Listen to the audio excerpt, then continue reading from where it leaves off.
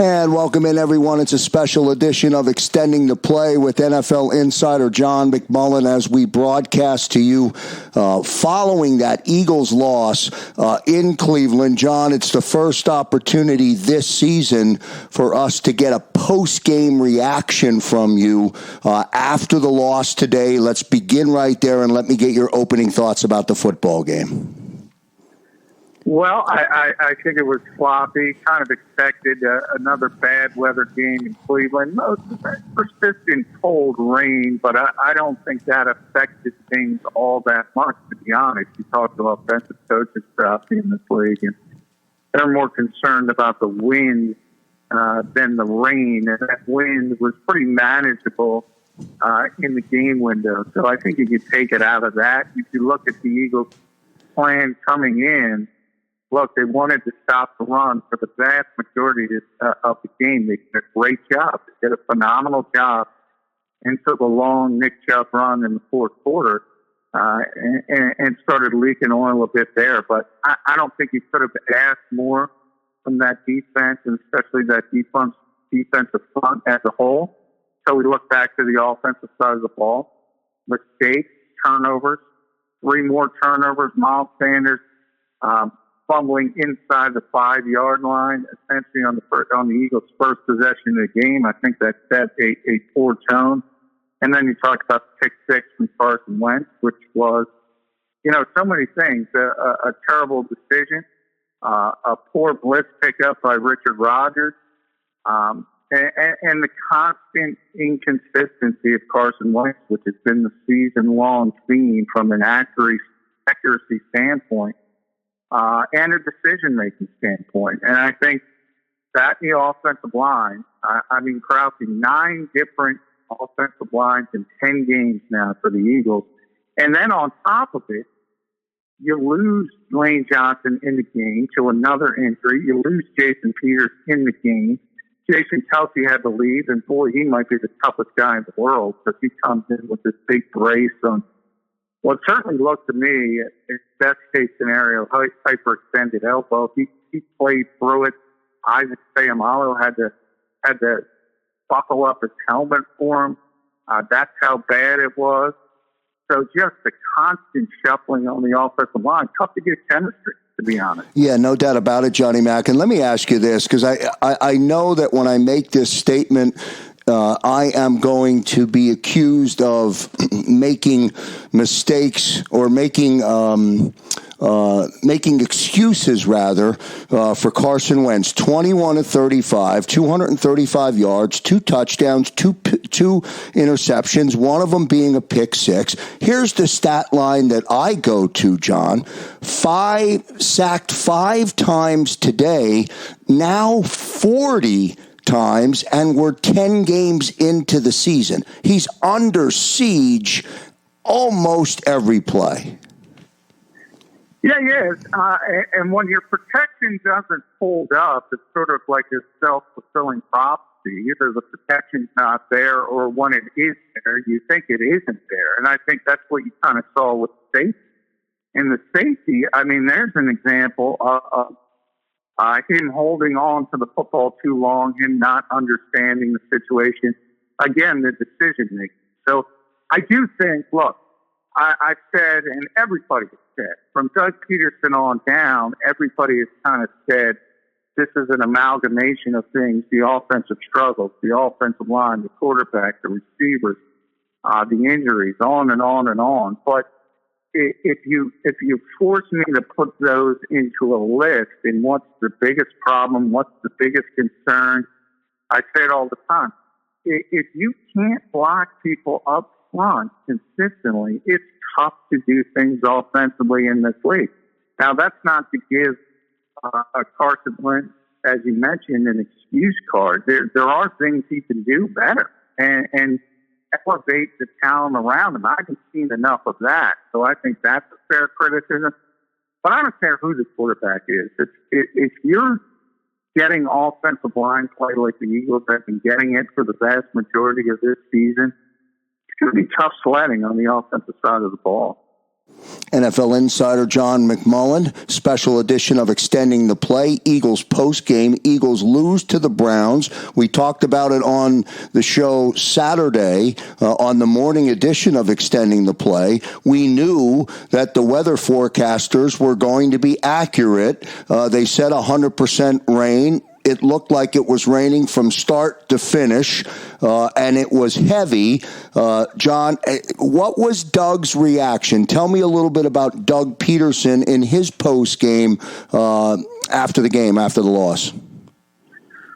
Well, I think he was trying to fend off Carson Wentz question number one, because they started to come. Did you consider benching him in the game? He said no. Would you consider benching him moving forward? He said no. So he essentially said that would be a bad message. That would be an indication that, look, you're giving up on the season. And the Eagles, as ugly as it looks, and this is what Brandon Graham said post-game, as ugly as it looks, 3-6-1, they're still a half game ahead in the loss column.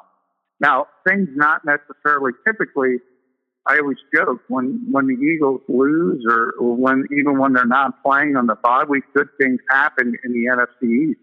A little bit of a tide turn there. Obviously, the Giants are on their bye, but Washington wins, Dallas is winning. So if they can hold on, all of a sudden it becomes a much bigger concern. But look, this is a terrible division. We all understand that.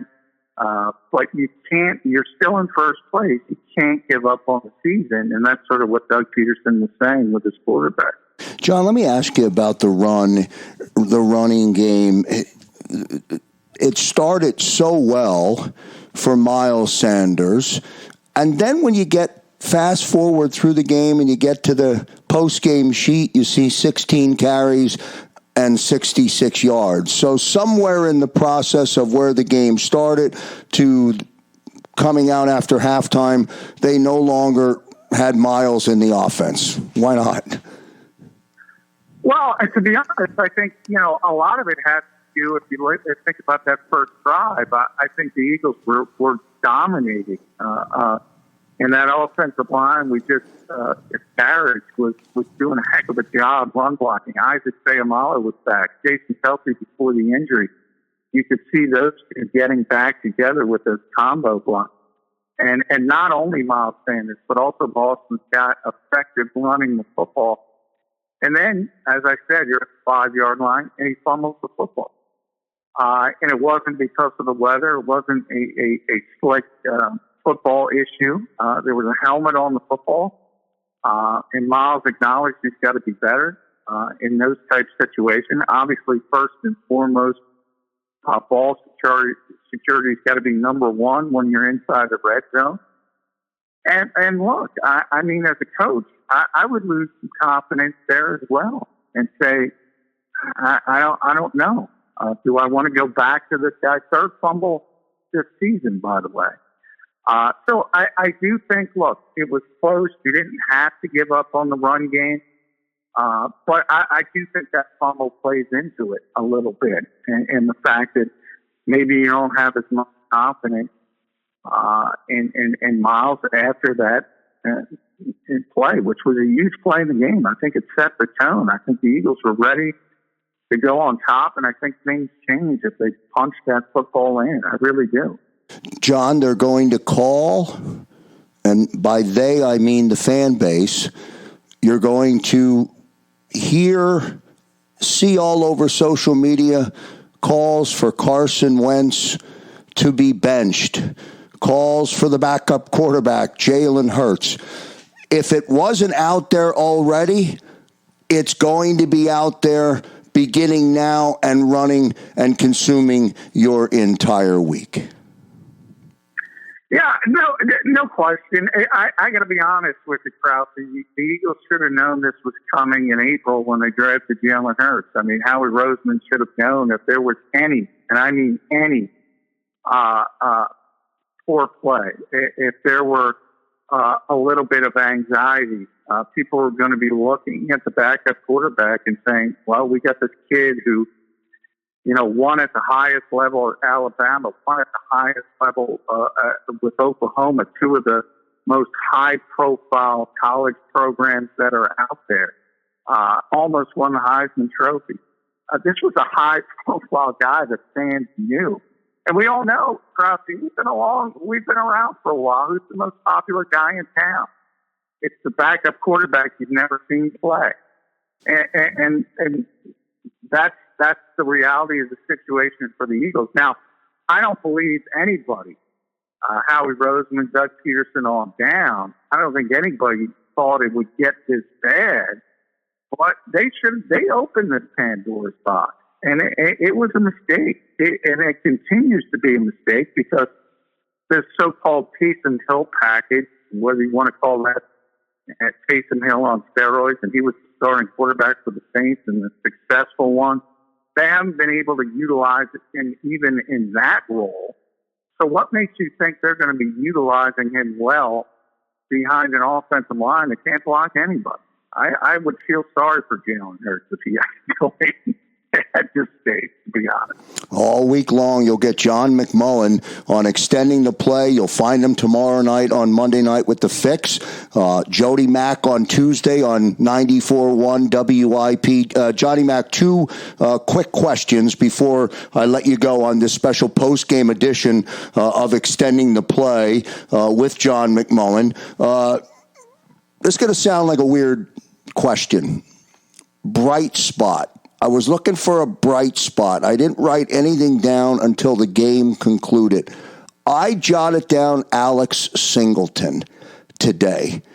Did you see any ray of sunshine at all?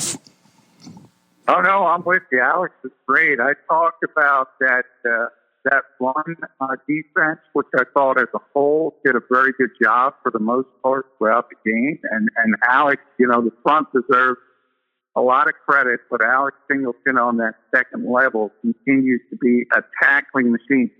And I go all the way back to when Alex first got here, and he was a little-known guy, came from the CFL, or CFL All-Star Krause, and I asked Ken Flajola about him, who's the Eagles linebackers coach, and said, look, this guy is going to show up. He is going to show up when the pads come on. Now, in a normal NFL offseason, the pads don't come on. So it's tough for those physical guys to stand out. Never mind in a COVID offseason when everything was virtual. But you've seen since Alex Singleton has got his opportunity, he is a downhill, old-school linebacker, and he was tremendous today. I mean, tremendous stuffing the run. And I got to be honest, I've been talking about this for a number of weeks. He's the best linebacker on this team. And he's not supposed to be. He doesn't have the pedigree, as I said. He's an undrafted rookie. He comes from the CFL. But, hey, play on the field at some point has got to overcome. This is supposed to be a meritocracy. And he is the best linebacker on this team, and he should not leave the field.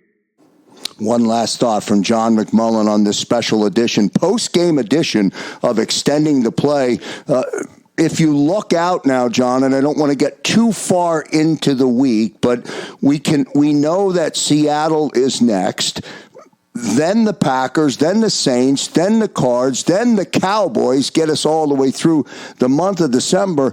If the road was tough today, how much harder is it going to be beginning with our next game, which is next Monday night?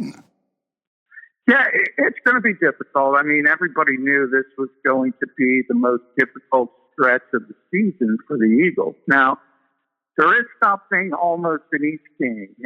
If you look at Seattle, as good as Russell Wilson has been, they were 32nd ranked defense in the NFL coming in. So there's some issues with them. Drew Brees is probably not going to be ready because of all the rib injuries. So you're probably not going to have to worry about him.